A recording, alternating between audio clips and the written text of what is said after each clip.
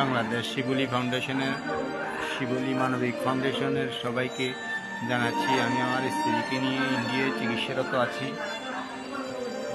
এখানে একটা অপারেশনের জন্য এসে দেখা যাচ্ছে ওর হার্টের একটা ভাগ নষ্ট, ওপরটাতেও ছেদ্রা আছে, যার কারণে এখানে 2-3টা অপারেশন করাইতে হচ্ছে।